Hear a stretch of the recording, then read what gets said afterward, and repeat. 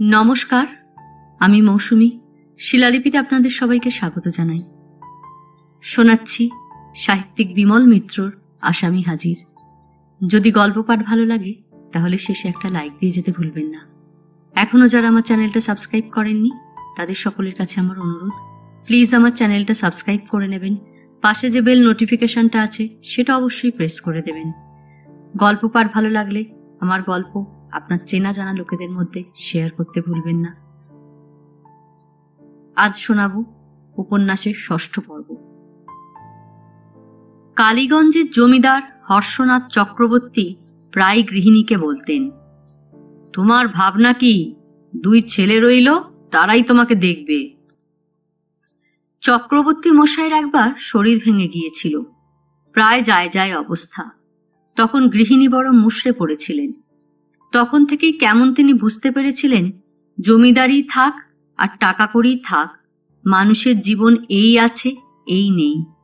বুঝতে পেরেছিলেন এই এত শক্ত সমর্থ মানুষটা এই কদিনের অসুখেই যদি এমন কাতর হয়ে পড়েন, তাহলে আসল হচ্ছে স্বাস্থ্য, আসল হচ্ছে পরমায়ু, আর সবচেয়ে আসল সত্য হচ্ছে ভগবান। তাই তখন থেকেই চক্রবর্তী গৃহিণী পুজো পাঠ নিয়ে মেতে উঠলেন। অসুখ মানুষের হয় বটে, কিন্তু আবার সেরেও ওঠে একদিন। সেই মানুষ গৃহিণীর কাতরতা দেখে অভয় দিতেন, বলতেন, তোমার ভাবনা কি বউ? আমি নাই বা থাকলুম, তোমার 2 ছেলে তো রইল, ওরাই তোমাকে দেখবে। গৃহিণী বলতেন, ওরা আর কত বড়, ওরা কি বা বোঝে? চক্রবর্তী মশাই বলতেন, যতদিন ওরা বড় না হয় ততদিন নারায়ণ আছে, তোমার নায়েব মশাই আছে। চক্রবর্তী মশাই নরনারায়ণকে নারায়ণ বলে ডাকতেন। কিন্তু আশ্চর্য মানুষের জীবন, আর আশ্চর্য মানুষের বিশ্বাস। মানুষের জীবনেরও যেমন স্থিরতা নেই, মানুষের বিশ্বাসেরও তেমনি কি কোনো স্থিরতা থাকতে নেই। সত্যি কত না বিশ্বাস করতেন তিনি নায়েব মশাইকে। আর নিজের নায়েবকেই যদি বিশ্বাস না করতে পারবো তো কাজকর্মই বা চলবে কেমন করে? আর নরনারায়ণও ছিলেন তেমনি বিশ্বস্ত নায়েব। হিসেবের একটা পয়সা যেন তার এদিক ওদিক হতে নেই। নিজের ছেলেকেও বোধহয় অমন করে বিশ্বাস করা যায় না যতখানি বিশ্বাস করা যেত নরনারায়ণ চৌধুরীকে। সেই 15 টাকা মাইনের কর্মচারী সেদিন যে শুধু বিশ্বাসী ছিলেন তাই নয়, পিতার মতন ভক্তি শ্রদ্ধাও করতেন চক্রবর্তী মশাইকে। যখন সেই চক্রবর্তী মশাই একদিন হঠাৎ মারা গেলেন, তখন তার গৃহিণীর মাথায় আকাশ থেকে একেবারে বাজ ভেঙে পড়ল। 2টি মাত্র নাবালক ছেলে তখন তার, কিন্তু তারা জমি জমার কাজকর্ম কিছুই বোঝে না। ওই নরনারায়ণই তখন একমাত্র ভরসা। ওই নরনারায়ণই তখন গৃহিণীর কাছে এসে সান্ত্বনা দিয়েছিল, বলেছিল, আপনি কাঁদবেন না মা, আমি তো আছি। আপনার ভাবনা কি? আমি আপনার ছেলের মতন। তাই সেদিন রাত্রে যখন সেই নায়েব মশাইয়ের নাতি তার কাছে এসে হাজির হলো, তখন তার মনে পড়তে লাগলো সেই দিনকার কথাগুলো। সেই কথাগুলো যেন তখনও তার কানে বাজছে। আপনি কাঁদবেন না মা, আমি তো আছি। আপনার ভাবনা কি? আমি আপনার ছেলের মতন। তা সেদিনকার সেই নারায়ণ এখন নরনারায়ণ হয়ে নবাবগঞ্জের জমিদার হয়েছে। নারায়ণ তখন সকালবেলা রোজ এসে চক্রবর্তী মশাইয়ের পায়ে হাত দিয়ে প্রণাম করত। আপত্তি করলে নারায়ণ বলতো, আপনি আমাকে পায়ে হাত দিতে আপত্তি করবেন না, আমার বাবা মা নেই, আপনারাই আমার বাবা মা, সব কিছু। তখন কত বিনয়ী ছিল নারায়ণ। মাঝে মাঝে নানান কাজে বাড়ির মধ্যেও আসত, এসে বাড়ির ছেলের মতো ব্যবহার করত। চক্রবর্তী মশাইয়ের গৃহিণীর কাছে এসে ছেলে মানুষের মতো খেতে চাইত। বলতো, মা জননী, কিছু খেতে দিন আমাকে, বড় খিদে পেয়েছে। তখন অনেক সময় দিনের পর দিন কালীগঞ্জেই থেকেছে নারায়ণ। জমি জমা, হিসাবপত্র কিংবা মামলা মকদ্দমার কাজে অনেক সময় আহার নিদ্রা ত্যাগ করে বুক দিয়ে খেটেছে। কখনো মাইনে বাড়াতে পর্যন্ত বলেনি। চক্রবর্তী মশাই তার মাইনে বাড়ায়ওনি। তা মাইনের দরকারই বা তার কি ছিল? খাওয়া দাওয়া, থাকা শোয়া থেকে শুরু করে জামা কাপড় সবই তো তিনি দিতেন। পাল পার্বণে নারায়ণের কাপড় জামা গামছা ছিল বাঁধা। কিন্তু সেই নারায়ণই আবার অন্যরকম হয়ে গেল চক্রবর্তী মশাইয়ের মৃত্যুর পর। মাঝে মাঝে মা জননীর মনে হতো অমন করে নায়েব মশাইকে বিশ্বাস না করলেই ভালো হতো হয়তো। কিন্তু তখন সেই বিপদের দিনে তিনি মেয়ে মানুষ হয়ে বিশ্বাস না করেই বা কি করতেন। একদিন গিয়েছিলেন নবাবগঞ্জে, দেখে অবাক হয়ে গেলেন। এত বড় বাড়ি করেছে নারায়ণ, এত লোকজন। মনিবের বিধবা গৃহিণীকে দেখে অবাক হয়ে গিয়েছিল নারায়ণ। বললে, আপনি আবার এলেন কেন মা জননী? মা জননী বললেন, না এসে কি করব বাবা, কতবার তোমার কাছে লোক পাঠিয়েছি, তুমি একবার দেখাও করলে না, তাই নিজেই এলুম। আমার জমি জমার হিসেব টিসেবগুলো একবার দেখতুম, আমার কি আছে না আছে তাও বুঝতে পারছি না। আমার যদি টাকা কড়ি থাকতো ব্যাংকে, তাহলে তোমাকে আর এমন করে বিরক্ত করতাম না বাবা। নেহাত বিপাকে পড়ে তোমার কাছে এসেছি।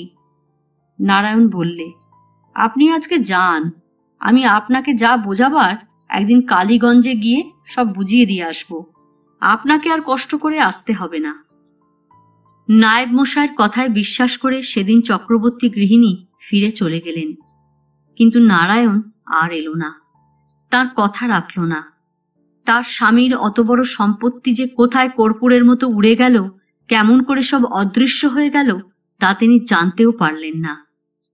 লোকে বলতে লাগলো, কালীগঞ্জের নায়েব জমিদারকে ঠকিয়ে নবাবগঞ্জে নিজের জমিদারি করেছে। যারা ভালো মানুষ লোক তারা জিজ্ঞেস করলে, কালীগঞ্জের বউকে নায়েব ঠকালে কি করে? বউ জানতে পারলে না? লোকে বললে, আরে বউ তো ভালো মানুষ, তার ছেলে মেয়ে জামাই কেউ নেই, কি করে জানতে পারবে? তা সত্যি কথা। কালীগঞ্জের বউ কি কোর্ট কাছারি করবে? নায়েবের নামে কাছারিতে নালিশ করবে? কিন্তু নরনারায়ণ চৌধুরীকে যত খারাপ লোক ভাবা গিয়েছিল, তত খারাপ সে নয়। কালীগঞ্জের বউ যখন টাকার তাগাদায় আসত, তখন তাকে নরনারায়ণ একেবারে খালি হাতে ফিরিয়ে দিত না। কখনো 10 টাকা, কখনো 5 টাকা, আবার কখনো বা 50 টাকাও দিয়েছে। বলেছে, আর তোমার এখানে আসতে হবে না মা জননী, এবার আমি সব টাকাটা নিজে গিয়ে তোমাকে দিয়ে আসব। কথাটা শুনে কালীগঞ্জের বউয়ের চোখে জল এসে গিয়েছিল। বলেছিল, তুমি নিজে গিয়ে দিয়ে এলে তো খুবই ভালো হয় বাবা, আমার তাহলে আর এ হেনস্থা হয় না। নরনারায়ণও ভেবেছিলেন বুড়ি আর কতদিনই বা বাঁচবে, এই রকম স্তব বাক্য দিয়ে দিয়ে যতদিন কাটানো যায়। তারপর একদিন বউ মারা যাবে, তখন আর কেউই তাগাদা করতে আসবে না, তখন একেবারে চিরকালের মতো নিশ্চিন্ত। কিন্তু কালীগঞ্জের বউয়েরও বোধহয় অক্ষয় পরমায়ু।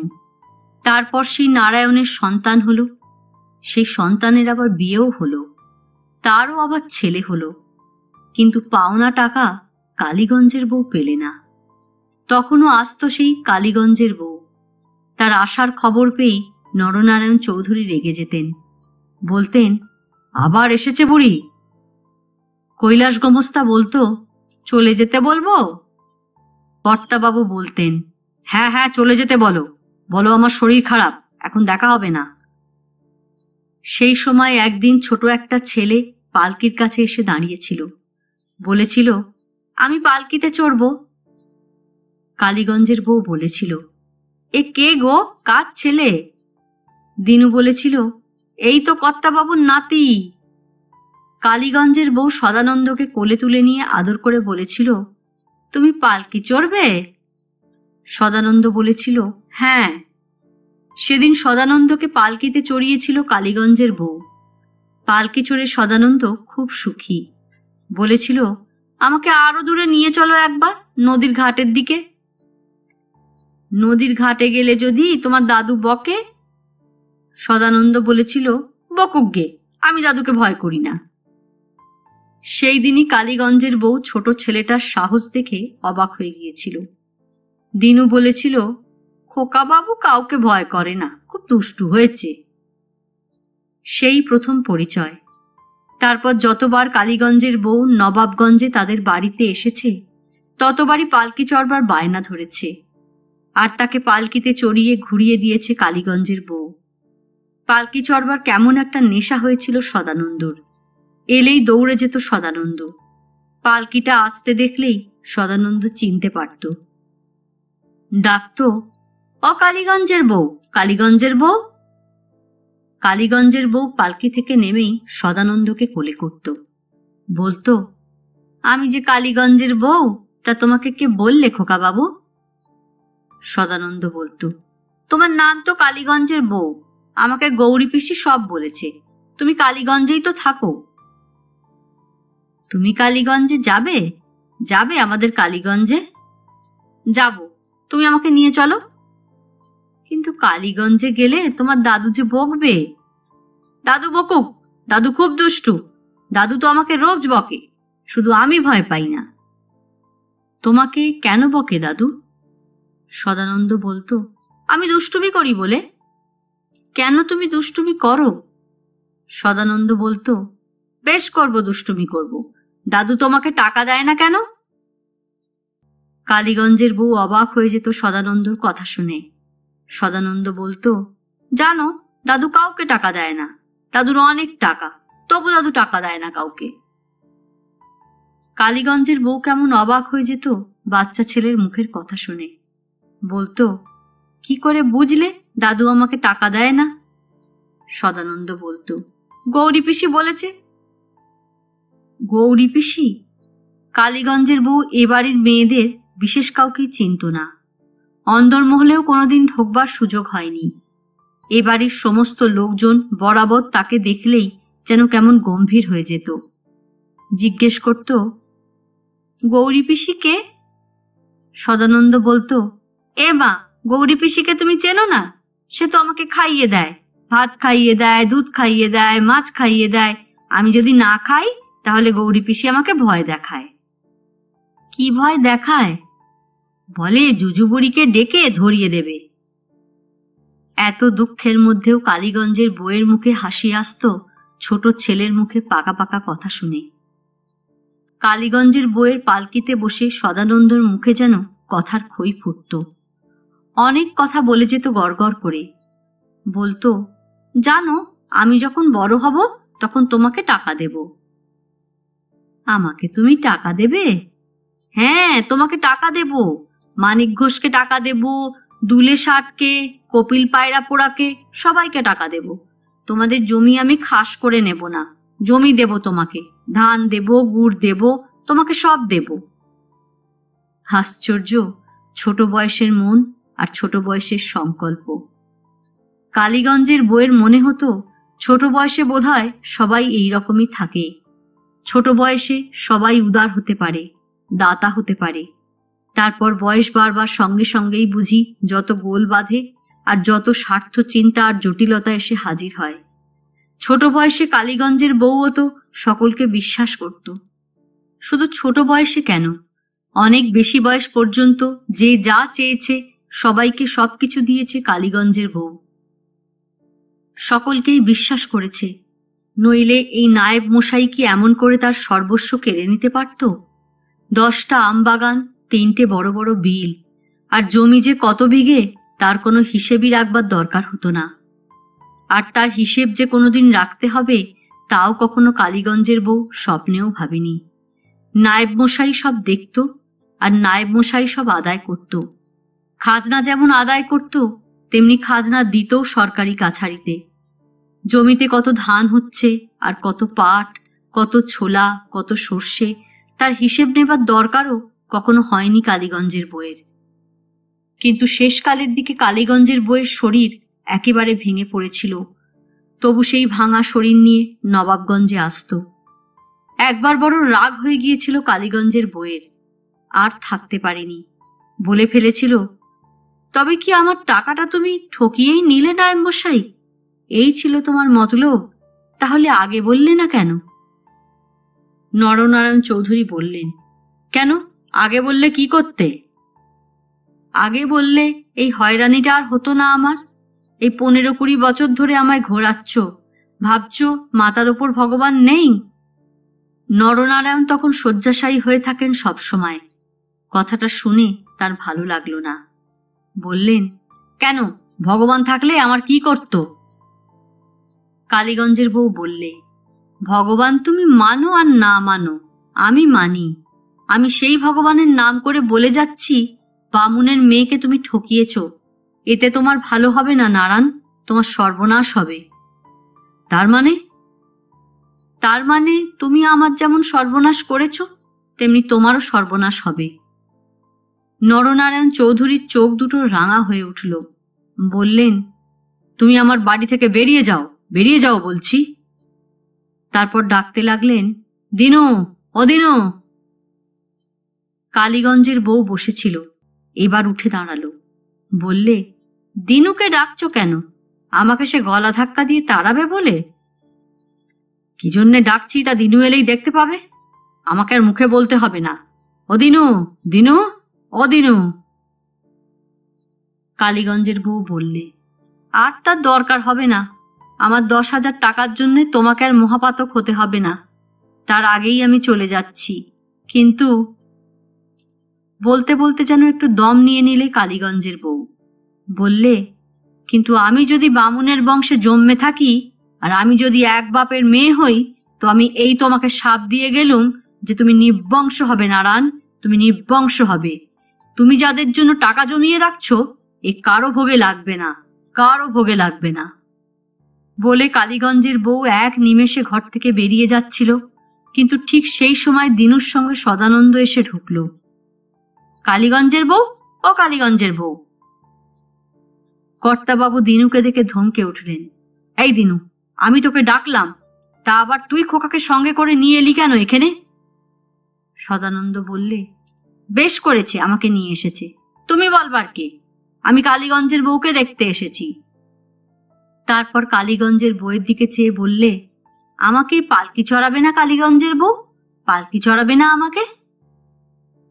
কালীগঞ্জের বউ সদানন্দের দিকে দেখে একটু থমকে দাঁড়ালো, কিন্তু তারপরই আবার যেমন সিঁড়ি দিয়ে নামতে যাচ্ছিল, তেমনি সোজা সিঁড়ি দিয়ে নিচে নেমে গেল। সদানন্দ তার পেছন পেছন ডাকতে ডাকতে চলতে লাগলো, ও কালীগঞ্জের বউ। নরনারায়ণ চৌধুরী রেগে উঠলেন। হাঁ করে দাঁড়িয়ে দেখছিস কি দিনু? খোকাকে ধর, খোকা যে চলে গেল কালীগঞ্জের বউয়ের সঙ্গে, ধর ওকে। হাঁ করে দাঁড়িয়ে দেখছিস কি? ওকে ধরে আন। কিন্তু ততক্ষণে কালীগঞ্জের বউ বারবাড়ির উঠোনে গিয়ে তার পালকিতে উঠে পড়েছিল। 4 জন বেহারা পালকিটা কাঁধে তুলতে যাচ্ছে। এমন সময় সদানন্দ পেছনে গিয়ে ডাকল, আমাকে আজ পালকি চড়ালে না কালীগঞ্জের বউ? বেহারা 4 জন পালকিটা তুলতে গিয়ে একটু বুঝি থেমে গিয়েছিল, কিন্তু ভেতর থেকে কালীগঞ্জের বউ ধমক দিয়ে উঠল, কই রে দুলাল, পালকি তোল।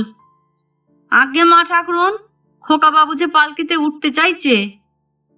কালীগঞ্জের বউ ধমকে উঠল, যে সে পালকিতে উঠতে চাইলেই অমনি ওঠাবি তোরা? না, ওঠাতে হবে না, আমি যা বলছি তাই কর। দুলালরা আর দেরি করলে না, পালকি কাঁধে তুলে নিয়ে চলতে আরম্ভ করলে। সদানন্দ কাঁদতে কাঁদতে পেছনে পেছনে ছুটতে লাগলো, ও কালীগঞ্জের বউ, কালীগঞ্জের বউ। ছুটতে ছুটতে বোধহয় সদানন্দ পালকির সঙ্গে বারবাড়ির উঠোন পেরিয়ে বাইরে চলে যাচ্ছিল। চৌধুরী মশাই চণ্ডী মণ্ডপে বসে ব্যাপারটা দেখতে পেয়েছেন। চিৎকার করে বলে উঠলেন, ওরে, খোকা যে বাইরে বেরিয়ে যাচ্ছে, কেউ ধর ওকে। ওরে, কে আছিস দিনু?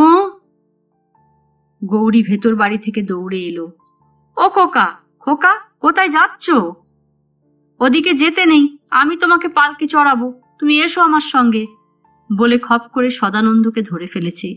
সদানন্দ কেঁদে উঠেছে, কালীগঞ্জের বউ চলে গেল, আমাকে পালকি চড়ালে না। গৌরীর কোলে উঠেও সে কাঁদতে লাগলো। আর ততক্ষণে দিনুও কর্তাবাবুর ঘর থেকে বেরিয়ে এসে বারবাড়ির উঠোনে এসে হাজির হয়েছে। চৌধুরী মশাই চণ্ডী মণ্ডপ থেকে দিনুকে দেখে বলে উঠলেন, কোথায় থাকিস রে তুই দিনু? আর একটু হলেই খোকা এক্ষুনি রাস্তায় বেরিয়ে যাচ্ছিল। কিন্তু তার কথা শেষ হবার আগেই কৈলাস গোমস্তা চণ্ডী মণ্ডপে এলো দৌড়তে দৌড়তে। বললে, ছোটবাবু, কর্তাবাবু কেমন করছেন, আপনি একবার চলুন। বাবা, বাবার কি হয়েছে? কৈলাস গোমস্তা তখন হাঁপাচ্ছিল। বললে, এই কালীগঞ্জের বইয়ের সঙ্গে রাগারাগি করে কথা বলতে গিয়েই কর্তাবাবু কেমন হাঁপিয়ে উঠেছেন, আমার সুবিধে মনে হচ্ছে না। চৌধুরী মশাই আর দাঁড়ালেন না, সোজা ভেতর বাড়িতে ঢুকে একেবারে কর্তাবাবুর ঘরে চলে গেলেন। দেখলেন কর্তাবাবু চিৎপাত হয়ে শুয়ে আছেন, চোখ দুটো বোঝা, বুকটা জোরে জোরে উঁচু নিচু হচ্ছে, যেন নিঃশ্বাস নিতে কষ্ট হচ্ছে তাঁর। কৈলাস গোমস্তাও পাশে এসে দাঁড়ালো। দিনু এলো, গৌরী পিসি এলো। বাড়িময় খবর রটে গেল কর্তাবাবুর অসুখ হয়েছে। তারপর রানাঘাট থেকে ডাক্তার এলো, কবিরাজ মশাই এলো, ওষুধের বন্যা বয়ে গেল। ডাক্তার কবিরাজ দুজনেই বলে গেল একেবারে পরিপূর্ণ বিশ্রাম নিতে হবে। তারপর থেকে নিয়ম হলো, কালীগঞ্জের বউ যদি এরপর আসে তো আর তাকে কর্তাবাবুর কাছে যেতে দেওয়া হবে না। কালীগঞ্জের বউয়ের জন্যেই এই বিপর্যয় ঘটল। কিন্তু সেই থেকেই সদানন্দের কৌতূহল হলো, ওই কালীগঞ্জের বউ কেন দাদুর কাছে আসে, কিসের টাকা চায়, কার টাকা? দাদু কালীগঞ্জের বউকে টাকা দেয়ই না বা কেন? এমন প্রশ্নের কেউই ঠিকমতো জবাব দিত না। দিনু বলতো, কালীগঞ্জের বউ খুব দুষ্টু। সদানন্দ জিজ্ঞেস করত, কেন কেন দুষ্টুমি করে কালীগঞ্জের বউ? দিনু বলতো, যারা দুষ্টু লোক তারা তো কেবল দুষ্টুমি করে, আর তো কিছু করে না। কিন্তু দাদু তার টাকা দেয় না কেন? টাকা না পেলে কালীগঞ্জের বউ চাল ডাল কিনবে কি করে, কাপড় কিনবে কি করে? যত দিন যেতে লাগলো এইসব প্রশ্নই তার মাথায় ঢুকতে লাগলো। তারপর বয়স হবার সঙ্গে সঙ্গে অনেক কিছুই সে জানতে পারল। দাদু শুধু কালীগঞ্জের বউকেই ঠকায়নি, কপিল পায়রা পোড়াকেও ঠকিয়েছে, মানিক ঘোষকেও ঠকিয়েছে, ফটিক প্রামাণিককেও ঠকিয়েছে।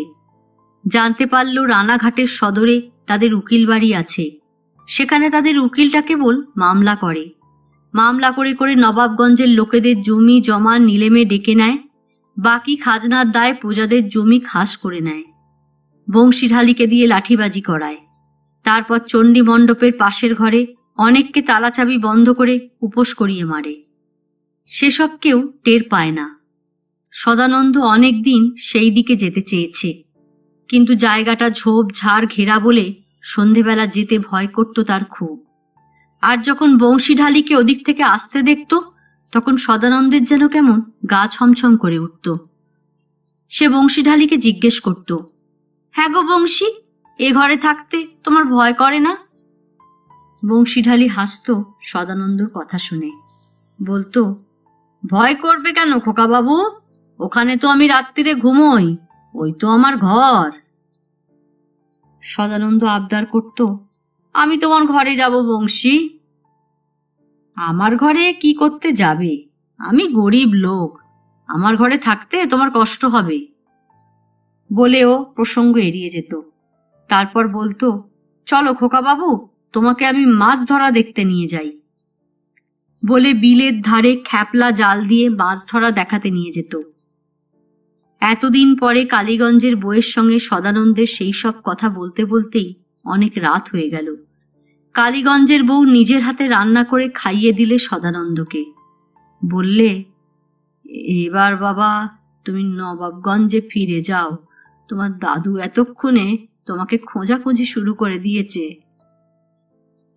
না, আমি যাব না, কালীগঞ্জের বউ বললে।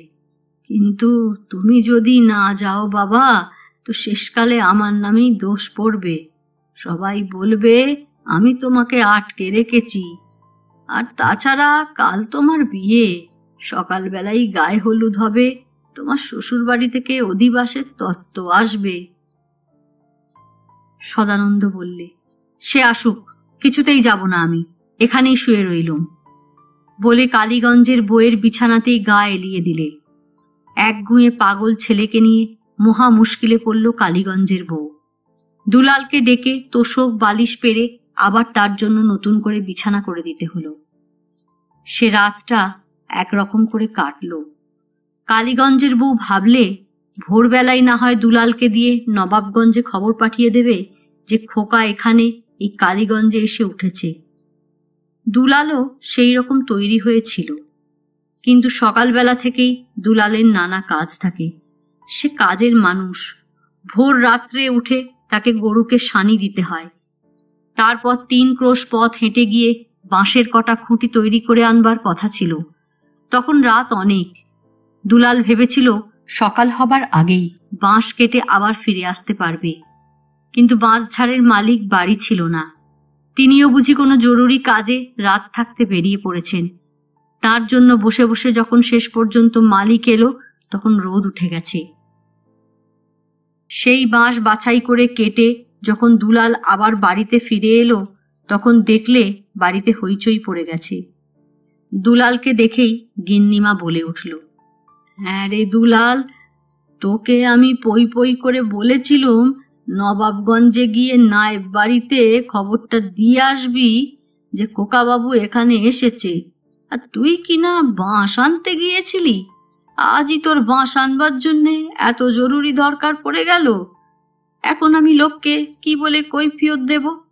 নবাবগঞ্জ থেকে যে লোক এসে হাজির হয়েছে সে আমাকেই দুষছে। সত্যি দুলাল দেখলে এক ভদ্রলোক বসে আছে বাড়ির উঠোনে একটা চৌকিতে। কালীগঞ্জের বউ বললে, এই দেখো বাবা, এই দুলালকে আমি ভোরবেলা নবাবগঞ্জে গিয়ে কর্তাবাবুকে খবর দিতে বলেছিলুম যে খোকাবাবু এখানে আছে। তা আমার তো ওই এক দুলালই ভরসা, আর তো কোনো লোক নেই যে তাকে পাঠাবো। ততক্ষণে সদানন্দ উঠে এসে দাঁড়ালো। প্রকাশ মামা রেগে আগুন। কিরে, তুই এখানে এসে লুকিয়ে আছিস? আজ তোর বিয়ে, অধিবাস নিয়ে কেষ্টনগর থেকে লোক এসে হাজির হয়েছে, গায়ে হলুদের সব রেডি, আর তুই কিনা এরকম পাগলামো করছিস? চল চল, আর কথা বলবার সময় নেই আমার। চূড়ান্ত বেইজ্জতি হয়ে গেছে। কুটুম বাড়ির লোক সেখানে গিয়ে কি বলবে বল দিকিন? তারা কি ভাববে?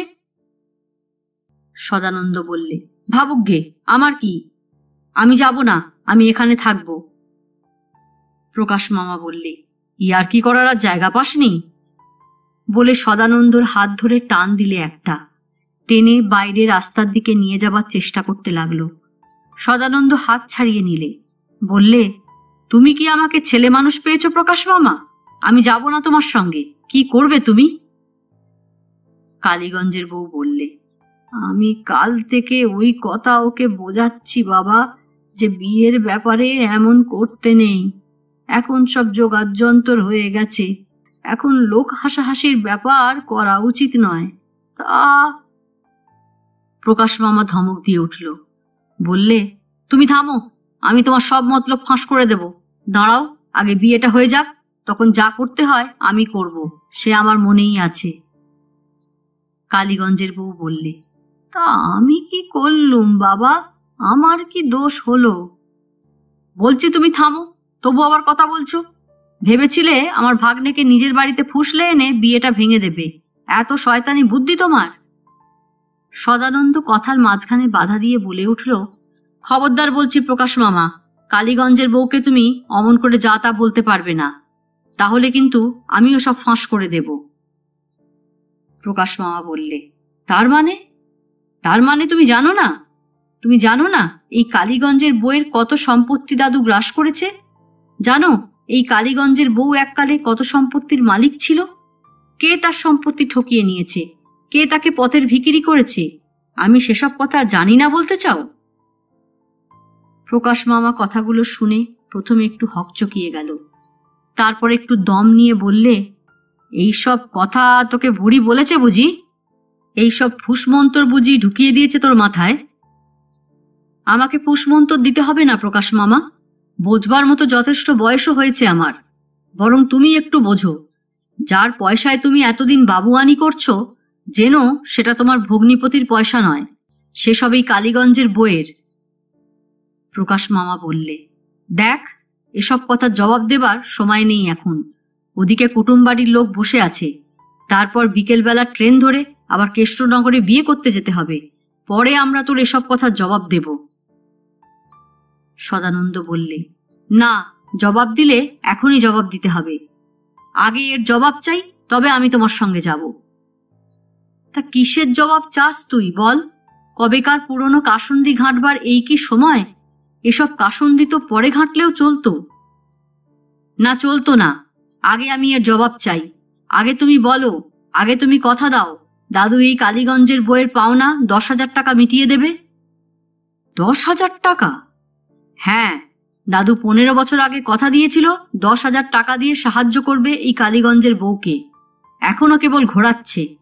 এখন দাদু এই কালীগঞ্জের বইয়ের সঙ্গে একবার দেখাও করে না। আগে তুমি কথা দাও, সেই টাকা মিটিয়ে দেবে। প্রকাশ মামা বললে, তোর দাদু টাকা মেটাবে কিনা তার কথা আমি দেব কি করে? আমি নিজে কি টাকা নিয়েছি যে কথা দেব? সদানন্দ বললে, তাহলে আমিও বিয়ে করতে যাব না। প্রকাশ মামা বললে, ঠিক আছে, তাহলে তুই বাড়ি চল, বাড়ি গিয়ে তোর দাদুকে সব বল গিয়ে। দাদু যদি তখন টাকা দিতে রাজি না হয়, তখন না হয় বিয়ে করতে যাসনি। আমাকে বাবু এই দায় থেকে তুই বাঁচা। কালীগঞ্জের বউ এতক্ষণে কথা বললে। সদানন্দর দিকে চেয়ে বললে, সেই ভালো কথা বাবা, তোমার মামা তো ঠিক কথাই বলেছে। আর আমার টাকা, আমার 3 কাল গিয়ে 1 কালে ঠেকেছে। এখন আমার টাকা দিলেও যা, না দিলেও তাই। ও টাকার পিত্তেস আর আমি করি না। কিন্তু তুমি বাবা আর দেরি করো না, যাও, তোমার গায়ে হলুদের দেরি হয়ে যাবে।